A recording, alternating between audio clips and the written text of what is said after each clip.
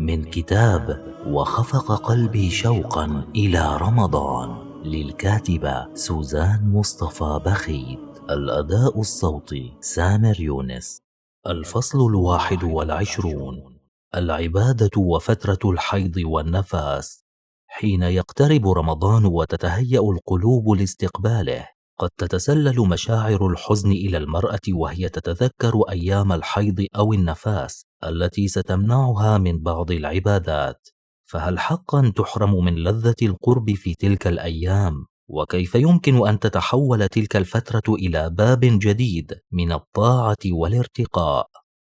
قبيل رمضان لم يبق سوى أيام على حلول رمضان، وها هي مسك ورفيقاتها يتحدثن بشوق عن استعداداتهن لشهر رمضان. وفجأة سكتت نهى، وقد علت وجهها ملامح حزن وشرود. نادت مسك: نهى، أين ذهبت؟ انتبهت نهى ثم قالت بأسى: كنت متلهفة لاستقبال رمضان، ثم تذكرت أن حيضتي ستأتي بعد يومين، ثم تعود مجددا في نهاية الشهر. هكذا ستفوتني لذة البدايات والنهايات.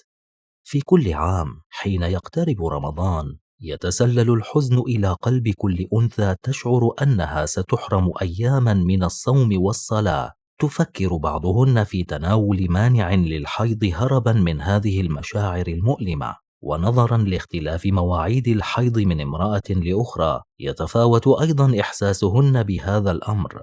من كانت حيضتها قبيل الشهر أو في بدايته، يعتصر قلبها فقد بهجة الاستقبال، ومن تأتيها قرب نهاية الشهر يكبر ألمها لفضل هذه الأيام، خاصة إن صادفت الليالي الفردية التي يترقب فيها الجميع ليلة القدر. أما من تجيئها في منتصف الشهر، فقد تشعر بشيء من الارتياح لأنها ستدرك بدايات رمضان ونهايته، لكنها تقلق من كيفية استعادة همتها بعد الطهر. فهل فكرنا يوما في سبب انتشار هذا الحزن بين النساء؟ وهل تأملنا في حكمة الله ورحمته التي تتنافى مع هذا الشعور بالحرمان؟ هل العبادة تنحصر في الصلاة والصيام؟ إذا تأملنا مليا، نجد أننا نحصر العبادة أحيانا في الصلاة والصوم فقط، فإذا ما منعت المرأة منهما خلال فترة الحيض أو النفاس، ينشأ لديها إحساس بالحرمان من رمضان. لكن هل هذا صحيح؟ هل تظنين أنه لا طريق للقرب من الله سوى بهاتين العبادتين وحدهما؟ يقول الله تعالى: بسم الله الرحمن الرحيم: قل إن صلاتي ونسكي ومحياي ومماتي لله رب العالمين. العبادة ليست محصورة في أركان الإسلام الخمسة فحسب، بل هي أوسع من ذلك بكثير. إنها كل همسة في القلب، وكل كلمة على اللسان، وكل حركة بالجوارح إذا جعلناها خالصة لله. عبادة الترك حين نطيع الله بترك ما أمرنا بتركه. ولأن الله أرسل الوحي نورا نهتدي به، فقد اشتمل على أوامره ونواهيه، ومنها ما يعرف بعبادة الترك. تلك العبادة التي تدل على حب الله لعبده حينما يأمره بالبعد عن كل ما يؤذيه أو يفسد قلبه، وحب العبد لربه حينما يمتثل لأوامره. فعبادة الترك تعني أننا حين ينهانا الله عن أمر قد يضرنا نمتثل له وننال الأجر على طاعتنا، كترك الكبر والكسل وسوء الظن لما فيها من فساد للقلب والروح، وترك المعاصي والمكروهات التي تعرقل القرب من الله. وأحيانا يأمرنا الله بترك الصوم والصلاة في أوقات محددة تخفيفا ورحمة، كما في حال المريض والمسافر أو المرأة الحائض والنفساء. فهل نطيع الله بحب وشغف حين يأمرنا بالصلاة والصيام، ثم نحزن ونتحسر إذا أمرنا بتركهما لبضعة أيام في كل شهر؟ أليست الطاعة في الفعل والطاعة في الترك كلاهما سبيل إلى القرب منه سبحانه؟ أليس كلا الأمرين صورتين من صور الامتثال لمشيئته؟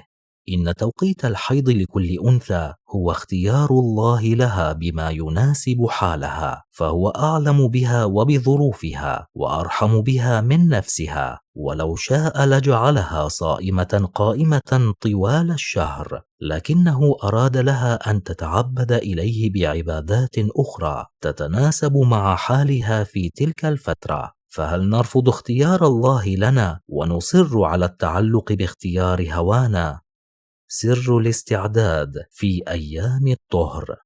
حتى تتمكن المرأة من التلذذ بالعبادة واستشعار حلاوة الإيمان في فترة الحيض والنفاس، لا بد من مجاهدة النفس على ممارسة أنواع أخرى من الطاعات. ولعل العودة إلى مقالة بذور الإيمان لا تنمو فجأة تعين على ذلك، وتذكر بأن الإيمان يحتاج إلى رعاية وتدرج.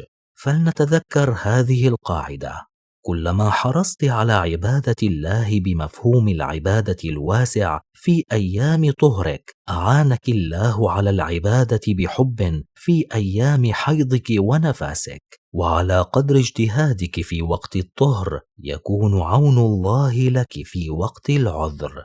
فإن كانت حياتك مغمورة بذكر الله والصلاة على النبي والدعاء ومختلف ألوان الطاعة، فلن تشعري بالحرمان في أيام الحيض، لأنك ببساطة أدركت أن أبواب القرب إلى الله كثيرة وأرزاق العبادة متنوعة، فلا تنحصر في شكل واحد فقط. أقوال العلماء حول عبادة الحيض.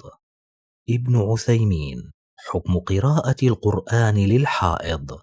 يجوز للحائض أن تقرأ القرآن من التفسير وغير التفسير إذا كانت تخشى أن تنسى ما حفظته، فإن كان من التفسير لم يشترط أن تكون على طهارة، وإن كان من غير التفسير بأن يكون من المصحف فلا بد أن تجعل بينها وبينه حائل من منديل أو قفاز أو نحوه.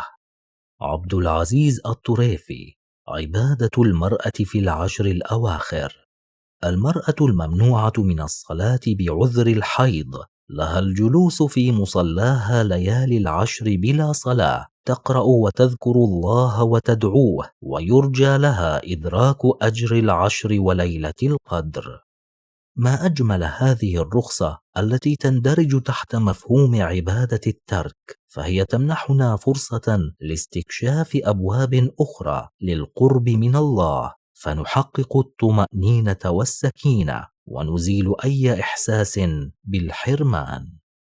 وامضى آمس بها إليك يا من تبحثين عن أحكام الطهارة في رمضان لتطمئني على صحة صومك. هل تعلمين أنك تحتاجين إلى هذا العلم نفسه على مدار العام للتأكد من صحة صلاتك أيضا؟ فكما يعتمد صومك على طهرك من الحيض، كذلك تعتمد الصلوات الخمس عليه. فلا تنتظري حلول شهر رمضان لتسألي وتبحثي، بل احرصي على تعلم كل ما يصلح عبادتك ويزيدك قربا من الله في كل حين.